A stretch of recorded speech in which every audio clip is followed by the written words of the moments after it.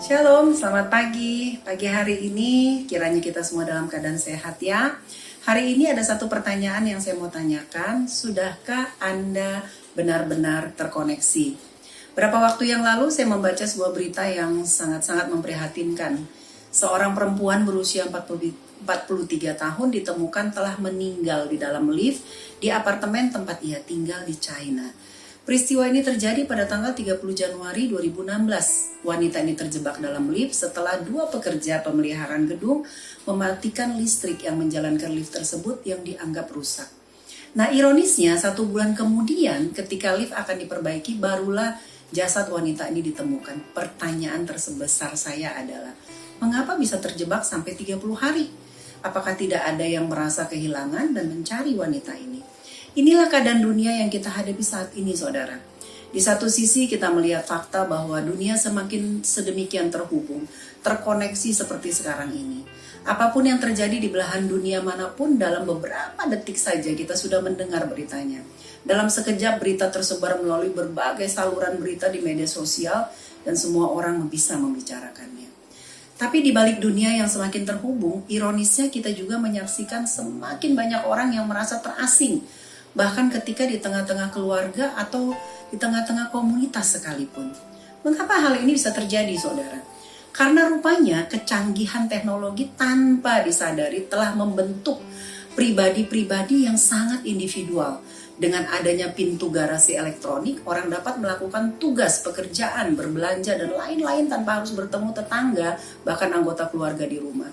Di satu sisi kita merasa sangat terhubung ke belahan dunia manapun juga, tapi di sisi yang lain sebenarnya kita tidak pernah benar-benar terhubung dengan orang-orang yang tinggal di sekeliling kita. Saudara, Allah menciptakan Adam dalam satu lingkungan hidup yang sempurna, memiliki segala-galanya dan tidak ada masalah sama sekali.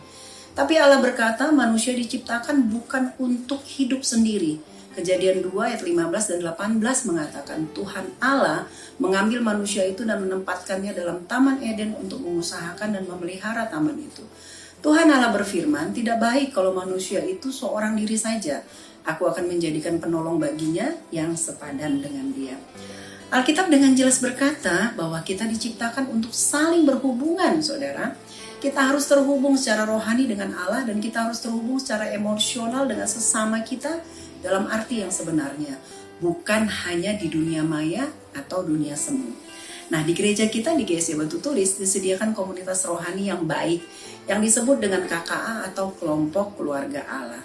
Bila Anda sudah bergabung di KKA, puji Tuhan, ayo jalankan peran kita masing-masing terhadap keluarga rohani kita dengan penuh tanggung jawab. Saling memperhatikan dan saling menguatkan satu dengan yang lain. Tapi bila Anda belum bergabung, ayo segera bergabung, saudara. Kami senang menyambut Anda sebagai keluarga. Pastikan saat ini Anda telah terkoneksi dalam arti yang sebenarnya dengan sesama Anda, terlebih dengan keluarga di dalam Tuhan. Amin, mari kita berdoa. Bapak, hari ini kami diingatkan bahwa sebagai manusia, Allah mau kami saling terkoneksi. Kami terkoneksi dengan Allah dan kami terkoneksi dengan sesama kami manusia.